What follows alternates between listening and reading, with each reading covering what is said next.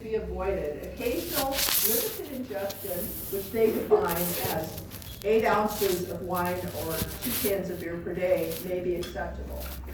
So the general consensus on alcohol is that occasional or moderate intake is compatible with breastfeeding. Now, this was a story that I think bears telling, because it really is. It tells a lot about our culture with regard to breastfeeding. This was, and I'm not making up the name of this town, first of all. But what happened in this story, this actually appeared in the news media, I'm going to say a year or two ago. And what happened was, this mother, this was her 3rd baby, and she had been at a funeral that day, and she met her family for dinner at a place where she was having, like a meal and a couple of beers. And what happened was the waitress there saw this mother who had her 9-month-old baby and was breastfeeding, drinking these beers, and she called the police on her. And now the police, you would have thought maybe they would have checked to see if this was really an issue. The police actually arrested the mother and took her to jail. And she spent the night in jail. Up until this point, this was an exclusively breastfeeding baby. And of course, they did let her go the next day because somebody realized that this was not against the law to have a couple of beers when you're breastfeeding.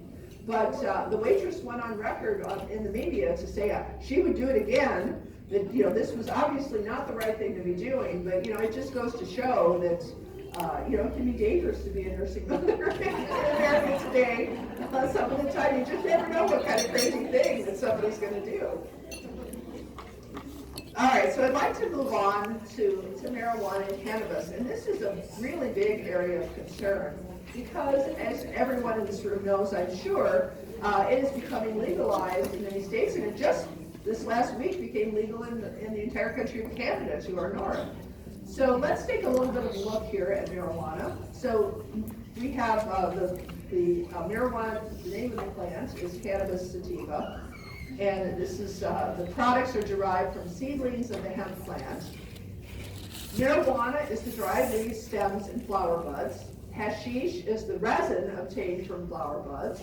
And then there's also oils that have more cannabinoids than other forms. And in fact, the last time I gave this talk, I was asked by one of the lactation consultants about this oil, because evidently some of the pregnant mothers that she was seeing is using the oil for anxiety and that sort of thing. So, so there's actually 400 different types of cannabinoids. These are the substances that are found in marijuana. So the chief psychoactive ingredient is THC, and I'm not going to attempt to pronounce the whole thing, but let's just call it THC if you don't mind. And it does rapidly go to both the brain and the fatty tissue in the body. And it is stored, in fact, for weeks at a time, and traces persist for 4 to 6 weeks. When it's smoked, about 25% of the THC is absorbed. When it's taken orally, less of it is absorbed. So in a brownie, or they're actually making candies and things with that now, commercially available, 10 to 20%. I mentioned that it has it goes to the fatty tissue, high lipid solubility, and it has very high protein binding. It's rated in Thomas Hale's Medication and Mother's Milk as an L4 drug, which means possibly hazardous. So a lot of people don't know that we have in our bodies something called an endocannabinoid system. And it's thought that this system contributes to our appetite and weight regulation in part. It may also play a role in our neural developments before and after birth. So this is actually something that we have that's native to our bodies. And human milk does contain natural endocannabinoids. So that look that breastfeeding babies get when they come off the breast, there might be actually good reasons for that one. So they've done some studies with mice regarding cannabinoid receptors in our bodies in mice, and they've translated some of this into some of the treatments that are being used for human babies.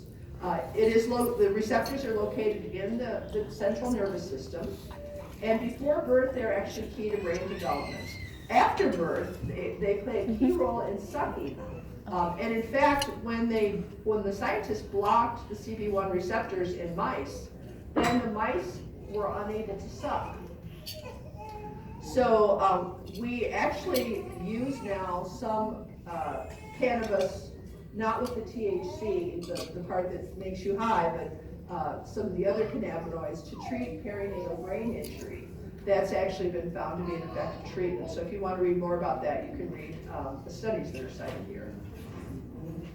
When it comes to marijuana and breastfeeding, there is some thought that it might decrease milk production. We don't really have a lot of information on this yet. You can imagine that doing a study on an illegal drug is not necessarily an easy thing to do. And so that's been a real disadvantage as marijuana has become decriminalized and legalized. We're living through a period where we really don't have a lot of the information that we need to make a decision. So it's been thought that it might cause babies to be lethargic, have low muscle tone, poor suck, shorter feeds less often, affect brain development. But I think one of the issues that many people have with any sort of substance that can affect the parent is will it compromise a parent's ability to care for their baby if they are high on marijuana. Some of the older research found that THC passes into milk at low levels, but quickly accumulates to high concentration. So one joint, it was about 0.8% went through into the milk, which averages about 1% of most drugs. But in heavy users, they found about 8% in the milk. So as mothers use more, then more of it gets transferred. And it is detected in baby's urine for 2 to 3 weeks. Now, I'm bringing up this study because sometimes you'll see online and other places, there are groups that defend the use of marijuana. And so this is one that they like to use, and it was done quite a long time ago. In 1994 it was published. But one of the things that made it unique compared to other studies is it was actually done in a population where they were using marijuana for religious reasons. So this was in Jamaica with the Rastafarians. And what we'll see as we go along with other substances is one of the things that makes it so hard to tease out the effects is the fact usually there are multiple substances that are being used, not just one. But in this particular study, it really was just one. And so it was used in pregnancy. So what they found, they actually looked at a group that used marijuana in Jamaica and a group that did not. And on day 3, they found no differences between the 2 babies. At 1 month, the exposed babies had better stability, reached organized states more easily. And the babies of heavy smokers had better scores on autonomic stability, alertness, irritability, self-regulation, and they were judged to be more rewarding for caretakers. So I don't know if they were mellow or what was going on there. But it's a very old study, and I think probably there's issues with it, some sort of issues. But that's what the proponents of marijuana, they like to reference that study. So cannabis exposure, this was also another fairly old one from 1990. It was found that exposure within the first month of life was associated with decreased motor development at 1 year. But again, this was a time that the studies weren't necessarily very well done. But a lot of people are issuing cautions on the basis of this, that if a mother is a user, then she might want to avoid it at least during her baby's first month of life. So now I want to get into some of the studies that have just been published this year. And I talked to Tom Hale about this first study. He was my publisher with my big book. Those of you who have that giant book, you'll see it says Hale Publishing on there. This is the same Hale that we're talking about, who's our medication guru. And he actually went to Colorado where marijuana is legal. And he went to a dispensary. He was telling you the whole story about how the dispensary, they have in very specific quantities, it's measured, it's, they could really do this scientifically. And he had 8 women who were using, and 7 were occasional users, and 1 was a chronic user. He just wanted to get an idea of what was some of the pharmacology around this drug, because it being illegal for so long, we really just don't have a lot of information.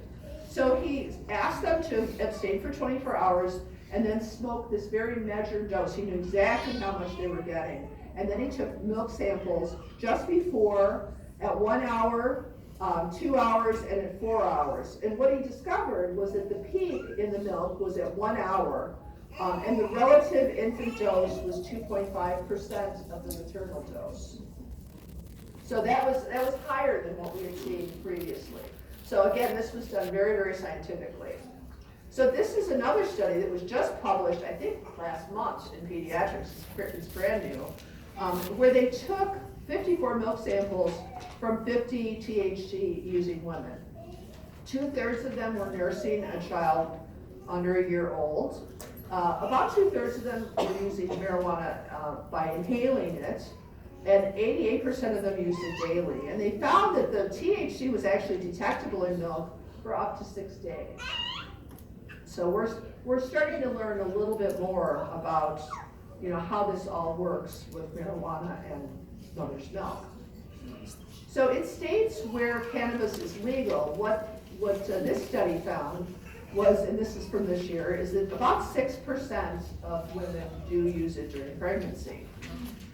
It's associated with a 50% increase in low birth weight during pregnancy. So that's obviously a cause for concern. There was no association with small for gestational age, or preterm birth, or NICU admission. 5% of mothers were using during the early postpartum. So that gives you an idea of some of the numbers. So this is from one Colorado, I think the largest county in Colorado, and their WIC program. They found that among the WIC mothers, about 1/3 of the mothers were using marijuana during pregnancy, and about 18% were using during breastfeeding. So that gives you at least some idea of what we're seeing in terms of the use. So one of the concerns is that cannabinoids, mainly the THC that's in marijuana, can actually disrupt the neural growth and development in the human brain. So that is an issue that people are concerned about. So what do we say? Well, I'm going to start with what we actually are saying, because they did a survey at the Vermont Lactation Consultant Association conference, in which they asked the participants, so they got 74 responses, on what it was that the people who were attending were actually saying to mothers about marijuana use. So 44% said what they said depended on what the level of marijuana use was in the mothers. 41% told them to keep nursing, and 15% said if the mother was using marijuana that she should stop nursing. So obviously there's not a lot of consistency there in terms of what we're actually telling mothers. So what does it say in the literature? Well, up until, I would say recently, there's been a lot of waffling that goes on around this. So this is from a 2014 review of the literature. Despite the widespread use of cannabis by young women, there is limited information available, particularly the effects of cannabis use while breastfeeding. Depending on family circumstances, the benefits of breastfeeding, even with continued cannabis use, may outweigh the negative side effects, especially in infrequent cannabis users. This one is from the Academy of Breastfeeding Medicine. I mentioned them earlier. This is a group of physicians, an international group that focuses on breastfeeding. They have many protocols on their website where it's written sort of physician to physician. And this is one of the things they say about marijuana. Information regarding long-term effects of marijuana use by the breastfeeding mother on the infant remains insufficient to recommend complete abstention from breastfeeding initiation or continuation based on the scientific evidence at this time. So that's kind of like saying nothing, isn't it? It doesn't really give us much guidance. It's unfortunate. And what they say, this is their recommendations. If the use is occasional, avoid or reduce use. So basically the kinds of recommendations they're giving are the same recommendations we give around smoking cigarettes. So if you think about that, it's very similar. If occasional, avoid or reduce use, avoid exposing the baby to smoke. If you've got a positive urine for marijuana, discontinue use while breastfeeding. That's what we tell parents.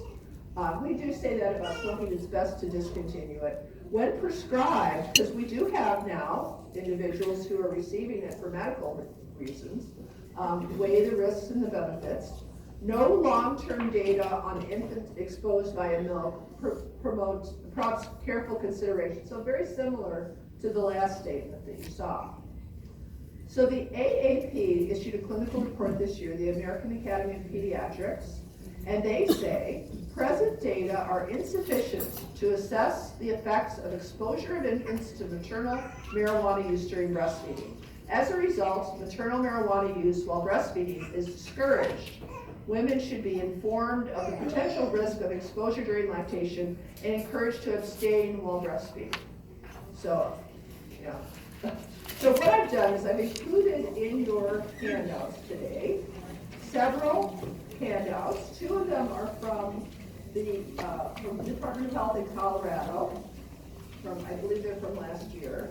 One of them is for providers, and it gives you like a script of things to say. One of them, I believe, is for parents, that marijuana and your baby. And then we also have a handout from the CDC, what you need to know about marijuana use and pregnancy. It does mention breastfeeding as well. So let's just go over a little bit of what's in there. So I think the central message here in Colorado, where it is legal, is marijuana is now legal for adults over 21, but this does not mean it is safe for pregnant moms and babies. So I think this is a good message for us to be giving. We don't have enough information to be able to say that it is safe for use during pregnancy and breastfeeding. This is another thing that parents need to know. Some hospitals test babies after birth for drugs. If your baby tests positive for THC at birth, Colorado law says Child Protective Services must be notified. Don't you think parents need to know that? That sounds pretty important to me. So as I've gone around the country and spoken, I remember when I was in Virginia, they told me that some of the doctors there absolutely did not want babies tested for this because they didn't want to be put in the position of having to call Child Protective Services. So, some pediatricians were saying, I don't even want to know what's going on here. So, we're in sort of a confusing time when it comes to marijuana. But this relates to drug use in teenagers, but I thought that actually the quote speaks to babies as well, and it's something that I think we could take to heart around marijuana.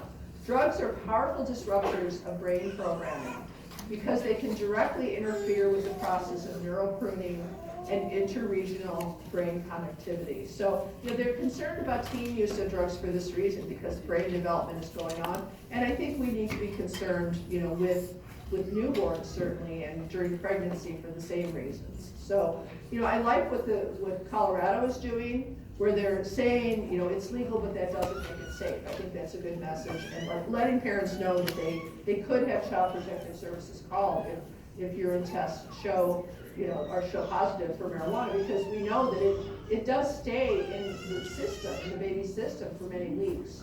So I think that that's important for parents to be aware.